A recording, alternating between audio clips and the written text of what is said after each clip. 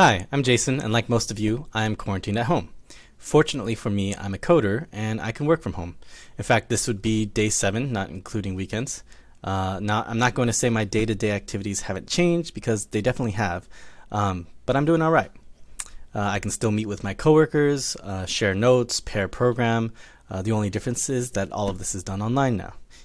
Even after work, I still hang out with friends, digitally of course. We still play video games together. I'm even starting to do things I didn't do before, like stream Beat Saber on Twitch. In fact, if you want to check out my setup, here's my setup, and there's my VR device.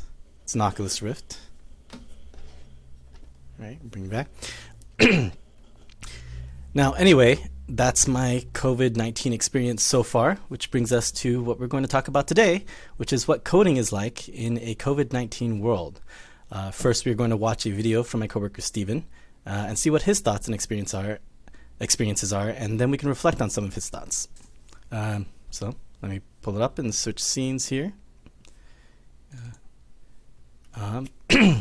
Now, I may pause here and there to make some comments. So here we go.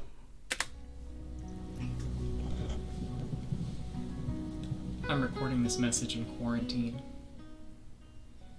It's day 7 for me. Maybe you're in quarantine too, and if that's true, I hope it's not so bad. For me, honestly, it's not, and there's a big reason for that. I am a coder. That means I make a living off of thinking thoughts with my brain and then typing them into a computer with my fingers. So thinking thoughts and typing them into a computer, that's kind of the life of a coder, right? We do a lot of thinking. Let's break that down. Let's talk about what it means to code a computer. Before we can talk about what it means, let's talk about what a computer is. Most may know it as a laptop or Chromebook, a desktop or an iMac. Some of you might even recognize that our phones or car navigation systems, those are also computers. What you may not know is that a computer back in the 1930s and 40s, although the term was used way before then, it typically referred to a person who calculates or computes something. So it was an actual job. There were devices to help with this. They were called computing machines. Eventually, we had computing machines that took up entire rooms, and if we wanted to give instructions to these machines, it was done through punching holes on a punch card. Today, we give these instructions by typing words into a computer, and then they're interpreted and compiled into machine instructions. So that's my very quick history lesson of the day. Feel free to Google more things, and let's go ahead and continue with this video. And luckily, because my brain and fingers follow me wherever I go, I can think from home, and I can type from home. For millions, though, the economic impact of COVID-19 has been much harder. Nice diagram. Not all jobs can be done from home. This gives us an opportunity to talk about these jobs that are done from home. Not all jobs can be done from home currently, but there are many jobs that can be.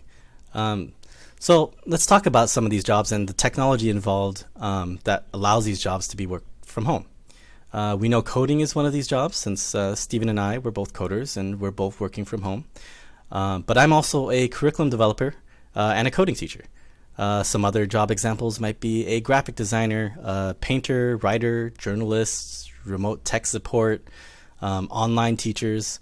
Now, all of these professions can be done alone or even as a team. Either way, there are some things that they all have in common, like some common tasks, like meeting with clients or coworkers, storing and sharing documents and files, making presentations and presenting them.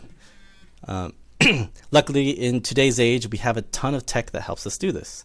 To meet clients, we have webcams and apps like Google Hangouts, Zoom, Skype. To interact with coworkers, we have Slack. We can also use Google Docs to share and write documents, Google Drive or Dropbox to store files, and we can even have interactive group presentations with Prezi or Pear Deck. And that's just a few of the technologies available to us today. So let's move on and see what else Stephen has to say. We didn't think to set society up that way. There are millions of people in the United States alone whose jobs have vanished in the last few weeks. A few weeks ago, if you had asked, should we set up our society so all the important stuff can be done from home, people would have said, no.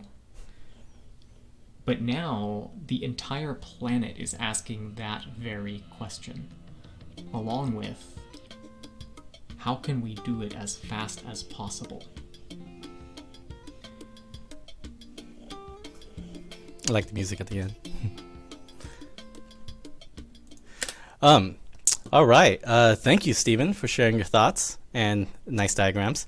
I agree. Our systems need to be more flexible. There are so many workers out there that are now unemployed, and we need to focus on their jobs and how to adapt them so they can be done remotely. Now, if you're watching this on Udemy, continue on to the assignments we have for you below. For everyone else, feel free to comment on some ways that you think we can adapt these typically in-person jobs. Thank you.